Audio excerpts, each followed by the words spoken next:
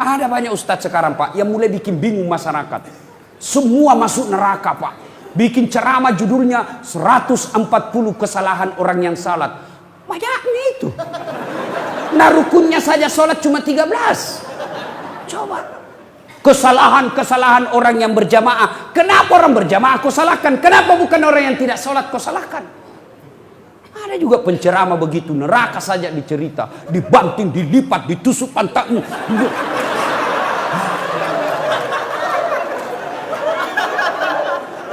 Itu saja ceramahnya Pak, bid'ah saja, bid'ah masuk neraka. Nenekmu punya neraka. Nabi saja dakwah luar biasa. Datang orang, ya Rasulullah, saya melanggar. Apa pelanggaranmu? Saya berhubungan suami istri di siang hari bulan Ramadan. Nabi bilang, wah, besar dosamu bos. Maka kau puasa 60 hari berturut-turut. Berapa ya Rasul? 60 hari. Ya Rasulullah 30 hari saja saya kecolongan. Apalagi 60 hari. Tidak mampu ya Rasul. Kalau begitu kau kasih makan fakir miskin 60 di kampungmu. Berapa ya Rasul? 60. Ya saya orang miskin ya Rasul. Dalam hati Nabi, ini sudah miskin melanggar lagi.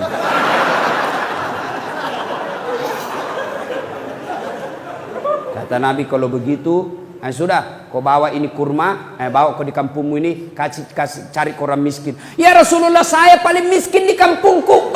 Ini juga paling miskin lagi begini.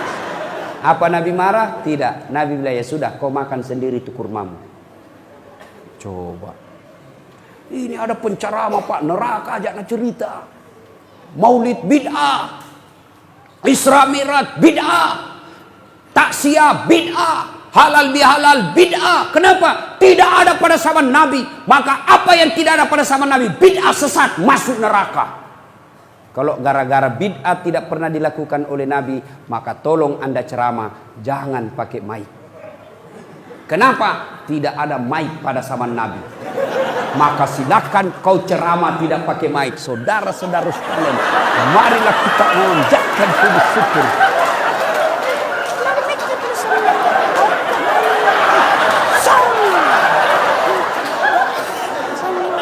Iya toh? Maka yang baik penceramah, kalau berbeda pendapat, kemukakan semua pendapat ahli mazhab, sudah itu silahkan jamaah yang memilih. Berbeda pendapat dalam Islam itu hal yang lumrah. Berbeda pendapat dalam Islam itu rahmah. Yang menjadi masalah kalau Anda tidak mau menerima perbedaan pendapat dan menyalahkan pendapat orang. Itu salah. Bagaimana kunut? Boleh. Tidak kunut boleh. Kunut boleh, tidak kunut boleh. Jadi yang mana yang salah? Yang tidak sembahyang subuh. Jelas itu bos. Ya, jelas. Jangan sombong gara-gara ilmu. Apalagi yang kasih sombong orang. Ada pangkat jabatan, anggota DPR, bupati, jangan kau sombong bos. Kau jadi bupati karena dipilih oleh rakyat. Tidak ada pilih kok. Wabillahi taufiq wal hidayah. Anggota DPR, jangan kau sombong. Kau jadi duduk anggota DPR karena ada rakyat memilihmu. Anggota DPR kalau mau dipilih kayak pengemis, tolong bang, kasihan saya. Kalau bukan kau, mati saya, di malu saya. Tolong kasihan, tolong bang, idik mati ko si idik, mandi ko dek gagai idik mati kak kasihan. Tolong saya. Waktunya mau dipilih kayak pengemis, sekali jadi anggota DPRD kayak raja, susah ditemui. Sibuk saya, di reject kita punya telepon. Masya Allah. Jangan sombong, lambat loading itu. Apalagi yang membuat orang sombong? Apa? Harta. Jangan sombong gara-gara harta. Allah tidak larang kamu kaya. Allah tidak larang kamu banyak duit. Tapi Allah larang kalau engkau meremehkan orang miskin. Ya. Jangan sombong gara-gara kaya. Allah marah. Nah tegurki seperti tsunami di Palu. Gempa di Donggala. Sekejap tidak sampai 5 menit miskin. Coba. Ya, jangan sombong gara-gara harta. Kalau Allah marah, banyak duitmu, kasih bangkrut. Oke, masih banyak duit, masih banyak duitnya. Tapi kalau Allah marah, apa? Nah, kasih penyakit dalam diri kita sehingga banyak duit tidak ada bisa dia makan. Banyak orang kaya itu berhadapan meja makan, bukan makanan, nah pikir apa? Penyakit. asam urat, kolesterol, ginjal. Aduh, nggak ada bisa kumakan. Duitnya 7 miliar tapi dilarang makan nasi. Apa enaknya dilarang makan nasi, dilarang makan garam, dilarang makan gula, dilarang makan petsin, dilarang makan daging, dilarang makan, semua dilarang. Apa yang bisa makan? Ubi rebus. 7 miliar uangnya di ubi bisa makan. Cilaka ngana. Nah, begitu dia ke dokter, apa dia bilang dokter? Bapak selama aktif tidak pernah kena matahari. Mulai besok bapak harus kena jemur matahari. Mulai jam 7:30 sampai jam 10 bapak keliling di kompleks. Jangan pakai baju ya. Nah, bapak pakai celana pendek. Jangan pakai sendal. Kelilinglah dia di kompleks dari 7:30 sampai jam 10 tidak pakai baju, pakai celana pendek, tidak pakai sendal. Apa bedanya sama gembel? Jangan sombong gara-gara harta. Apalagi yang membuat biasa orang sombong? Karena popularitas. Kaya, cantik. Nah, ibu-ibu jangan cantik. Kenapa? Cantik ada batasnya. 17 tahun sweet 17. Cantik memang menggoda. Setiap kau tersenyum satu kampung terpesona. 17 tahun. Tapi balik itu angka 17. 71. Masih cantik kok. Senyum lari cucumu. Dikira mau digigit. Hah? Berhenti sombong.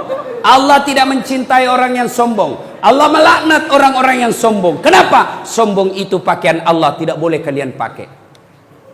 Kenapa? Itulah sebabnya Asmaul Husna yang kita baca tadi, satu dari 99 nama Allah ada disebut Al-Mutakabbir. Apa itu? Yang maha kaya, yang maha sombong. Kenapa Al-Mutakabbir? Maha sombong. Kenapa Allah maha sombong? Karena memang hanya Allah yang tak terbatas. Apa yang disombongkan kita, Pak? Di atas langit ada langit. Bapak kaya, masih ada lebih kaya dari Bapak. Maka Allah dalam hadits qudsi Allah jelaskan, ada 3 temannya setan di dunia.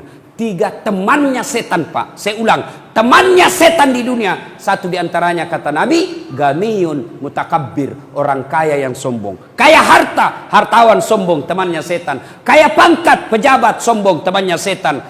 Kaya ilmu, ilmuwan, temannya setan kalau dia sombong.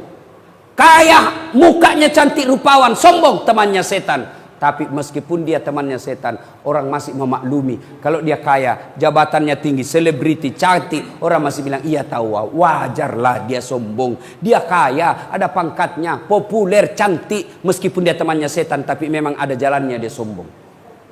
Tapi kalau sudah jelek, pengangguran, tidak terkenal, hitam, bau mulutnya, busa-busa kalepanya, sombong lagi.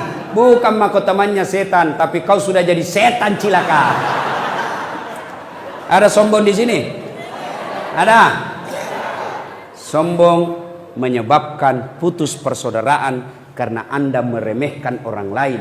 Begitu Anda meremehkan orang lain, maka Anda orang tersinggung dan bisa terjadi perkelahian. Apalagi yang menyebabkan orang sombong, orang berpecah belah? Apalagi sakwa sangka, buruk sangka. Buruk sangka menyebabkan putusnya persaudaraan. Bahkan buruk sangka bukan persaudaraan antar sesama manusia saja, bukan hanya tetangga saja, bukan teman kantor saja yang bisa bubar, tapi karena buruk sangka suami istri bisa bubar. Kenapa? Dia telepon suaminya tidak dijawab. 2 kali nak telepon tidak dijawab. Akhirnya apa? Buruk sangka nih. Pasti ketemu lagi tuh temannya.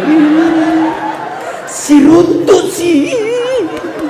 Ada lagi tuh sama teman SMA-nya, pasti nak pegang di tangannya. Padahal ibu baik sangka suami tak tidak angkat teleponnya karena lagi menghadap sama komandannya. Masa mau terima telepon? Dianggap kurang ajar sama atasan. Telepon tidak jawab, baik sangka, oh mungkin suamiku lagi buang air besar. Kan tidak enak kata rutin. Sedikit lagi bu, kan tidak nyaman bos. Baik sangka. Ayo, ada sesuatu. Saya lihat istrimu, suamimu bonceng cewek. Dua kali saya lihat lewat, lain-lain dia bonceng cewek, dua mi cewek dia. Baik sangka, apa? Suamiku memang bonceng cewek lain-lain karena kerjanya tukang ojek. Baik sangka. Ya,